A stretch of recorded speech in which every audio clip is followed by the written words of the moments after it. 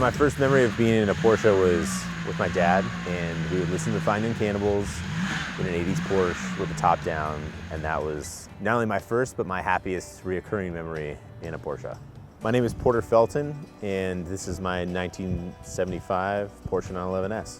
Being an Irish kid born on St. Patrick's Day, the Irish green to me is the first eye catcher from the day I saw it, and it did not look nearly this good when I saw it. I really just fell in love with that color, and then carried it through and sort of made my own iterations on the interior, the tartan and the chestnut.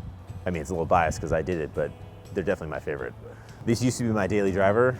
I'd drive it in the rain, I'd drive it in the snow if we had it. I would drive it all the time. And I think that the most important part about having a classic car is to enjoy it, to drive it, to exercise it, but to be in motion in the car, because it does give you so much more than it would otherwise just looking at it in a museum. My grandfather and my great uncle were distributors for Porsche, Audi, Volkswagen.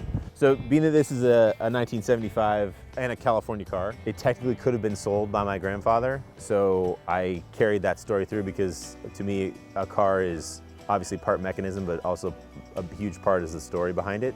And so for me, I carried the story that it was a blue plate, original California car, and that it could have been sold by my grandpa. And so every time I drive it, I kind of feel that nostalgia and that history. I also represent that history by putting our Felton Porsche plate frame on the back. I've gotten stopped on a few occasions, and they've told me about my grandpa, or told me about the dealership, or told me a story that they remember about buying a car there, and that's pretty cool in such a big area. It's a Bay Area for people to even notice that kind of thing.